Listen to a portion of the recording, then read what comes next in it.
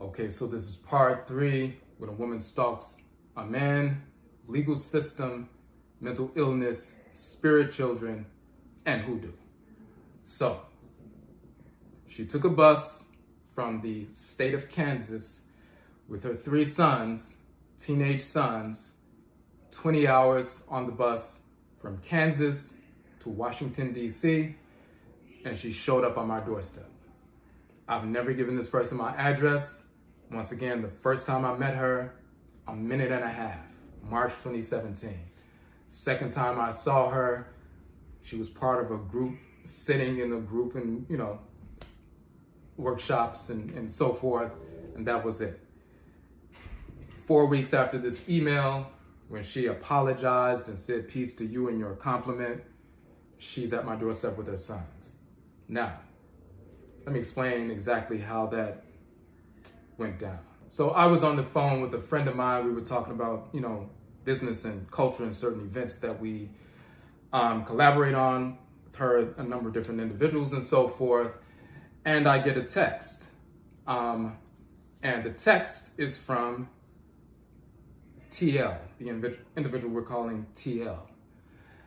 And she had my number because when we went to the event on Esto Island, I gave everybody my number so we could all meet up at the ocean at the same time and all meet up at the beach house where we were having the event at the same time. So, Esto Island doesn't have hotels, they have beach houses and villas. We didn't rent out a lecture hall. We decided to rent out a beach house that was big enough to put enough chairs so people can come to the beach house.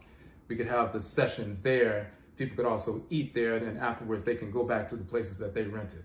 So I gave my number to everyone so they could, we can all meet up at the beach house at the same time and meet up at the ocean front for the ancestral ritual at the same time.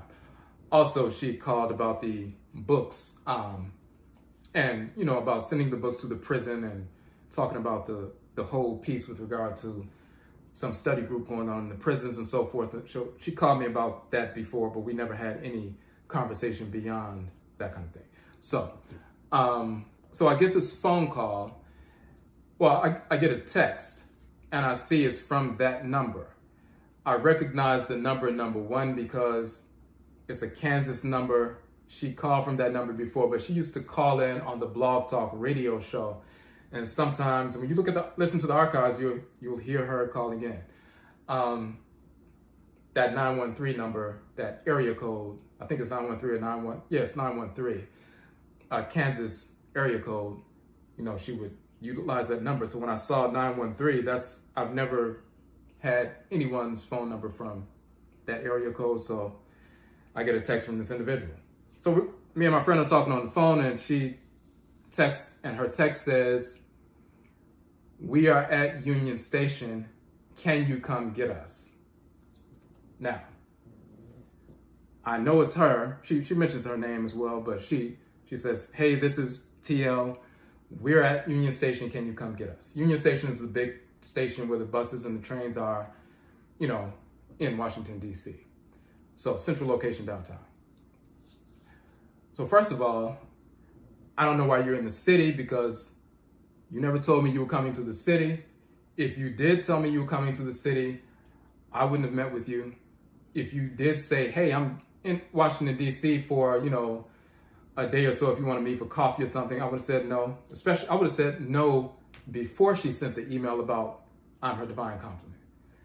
Of course, after that, I would have said no. If she would have said, "Hey, I'm coming to the city, I need a place to stay," of course, I would have said no. I wouldn't have entertained that for a nanosecond.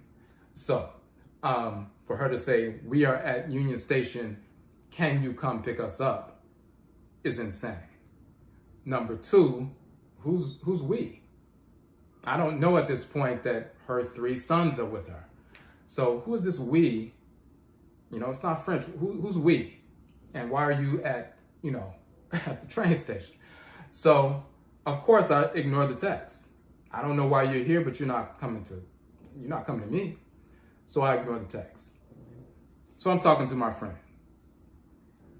Then my friend says, "Hey, TL just texted me. She just wanted to let you know, if you talk to Kwesi, can you let him know that, we're at the train station so he can go ahead and pick us up?" And my friend was one of the people who went to the, event on Edisto Island and was part of the organizing group for that as well. So she had come in contact with this individual as well. And just like I said, the people who interacted with her at the event recognized that she had some imbalance. She was, articulate and, speaks well and, and so forth, intelligent, but you could tell something was going on. So she was like, oh, she said they're at Union Station, so you can go ahead and pick them up. So it was clear that my friend didn't know what was going on. So then I explained to her, I was like, listen, just almost 4 weeks ago, she sent me this long email talking about God assigned her as my divine complement. And I just explained everything I just read, and my friend was like, oh, wow, so she showed up? So her goal was, oh, you think you have a compliment? Well, I'm gonna come to your house, I'm gonna show up, and you're not gonna turn me away, and hopefully your compliment hears about this, and she'll be questioning you as to, why is this woman traveling across the country? You must have had something going on, because nobody will be crazy enough to just pop up at somebody's, place in somebody's city. That was her goal. I found out from my friend that not only did she tell my friend and some of the other sisters who had gone to that event in, South Carolina, that she was going to be relocating, but she was also asking people to assist her if they could, and they were trying to raise money to assist her with her move. She told one of the sisters, oh yeah, I sold my furniture and I'm going to be relocating just to start over. And as soon as I get settled, I'll let you all know and so forth. So a couple of the sisters were under the impression that myself and TL had this agreement that I was going to allow her to stay with me for a while, maybe until she got on her feet, or maybe, we had something going on. So when I informed my friend that that's totally not the case, my friend was pissed, of course, because she was trying to raise money. She was deceiving these sisters to try to get them to send her some money so she can show up in this city unannounced. So my friend was pissed. And I was talking to her. She just couldn't believe that somebody would pop up, period. Number two, pop up with their 3 kids. I've never seen her children before and so forth. And then on top of that, just expect that you're to come and pick them up. And the fact that she deceived these sisters and they were really trying to help her out. I think some of them sent her some money. So she was pissed, and we were talking. And as we were talking, I was like, yeah, see, this is mental imbalance. She is literally the kind of person that would just show up at your doorstep. And a few minutes later, I heard a knock on the door. So I told my friend I have to get off the phone, and I had to address what's going on. So I hear the knock on the door. I live in a condo building. It's a locked facility and so forth. The only way you can get in is if you have a code, or if you happen to be standing outside and somebody happens to be leaving the building or coming in, and if they're polite enough to hold the door open for you, you can get in that way, but, that's the only way to get in. And I'm on the top floor. So I hear this, talking going back and forth and movement going back and forth. So I will find out later, of course, that she has her 3 sons with her. She starts texting me frantically. And then I answer the text and she says, hey, yeah, I'm at your house. I don't know if you're home. I just came here. First of all, I never gave her my address. I will later remember, at some point she ordered some books. She kept the address, and I guess for safekeeping, because she knew she was going to do this. But she said, I'm here. I don't know if you're home or not, but, we're here. Me and my sons are here and so forth. I just wanted to know if you could assist. And then I responded, because I wasn't going to open the door. First and foremost, being in the field of mental health, you understand certain things. She's the kind of individual that you're not going to be able to reason with. There's a narcissism that's associated with her expression of mental illness and so forth, and arrogance, controlling, forceful kind of controlling to a certain extent when she can and so forth.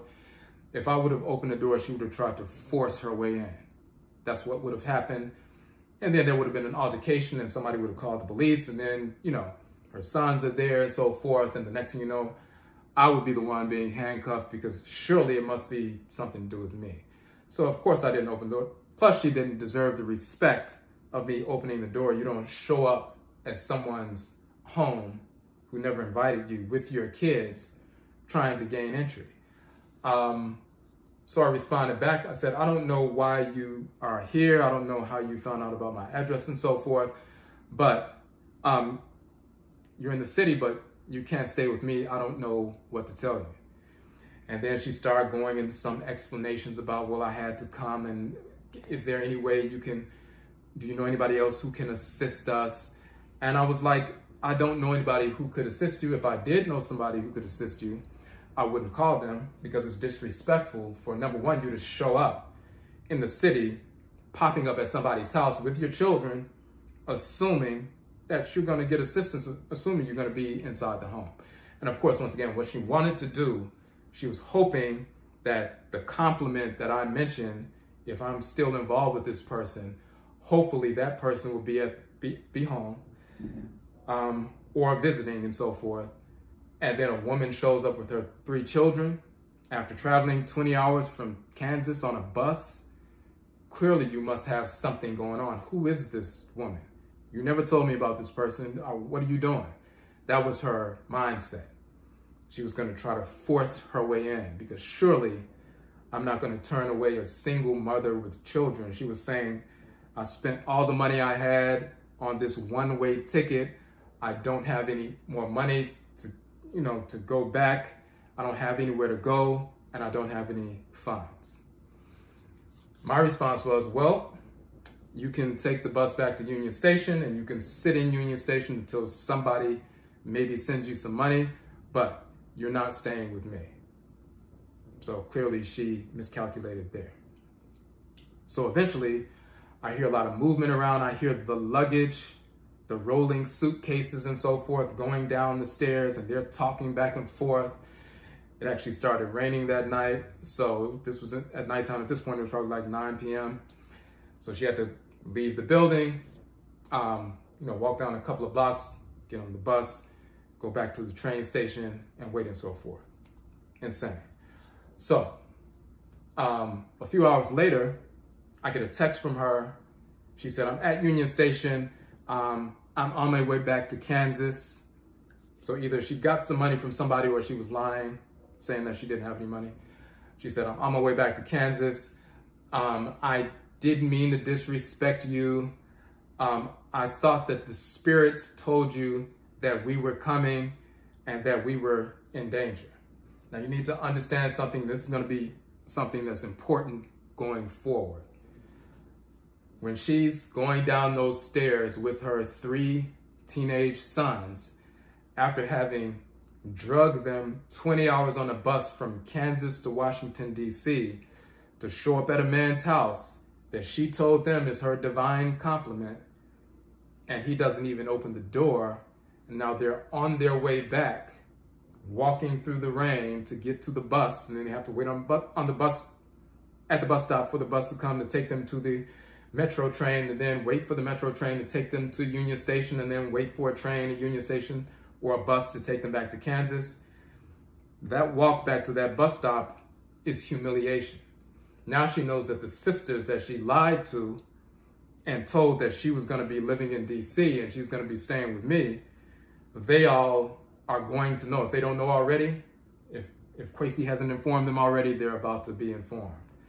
So now she has to come up with an excuse about why she popped up at my home. So she manufactures this ridiculous excuse that she builds upon over the next few years that ends up in the lawsuits, civil and the criminal case, about, oh, I thought the spirits told you I was coming, that we were coming. The spirits didn't tell you that? I thought they told you that. And that we were in danger. So this is the beginning of that false narrative. So she's blocked from social media. I told her, do not contact me for any reason ever again. Of course, I know the game. I know what she's trying to do. She's trying to, force her way into my life and so forth, and force whoever she thought I was involved with out. So don't call me. I blocked her phone number, blocked her on, all social media. Of course, you're not invited and you're not allowed at any event that we have ever again going forward. We have 3 annual conferences that we've been doing for a number of years in DC and sometimes in other cities. And then we also have the event on Edisto Island. So, you know, she's blocked from everything. This is the clean cut. We were never together in the first place. We met her one time for a minute and a half, the second time at an event, and she just happened to be one of the people there, and then all of a sudden she's at my house. So she said, well, I apologize. Some people have been messing with me, just like she said in the email. She had provocateurs. She's saying, I realize now that certain people are trying to mess with me spiritually, trying to distract me and so forth, but I'm not going to allow that. And at the end of her message, she said, well, peace to you and your divine compliment. So that simply confirms the reality. On her mind the entire time was me and my divine compliment, and she was planning to disrupt that entire thing in her mind. Of course, that didn't happen. But what started after she left and went back to Kansas was 3 years of cyber stalking, which then culminated after that 3 years was up of her return to Washington, D.C., where she relocated to the city to stalk me.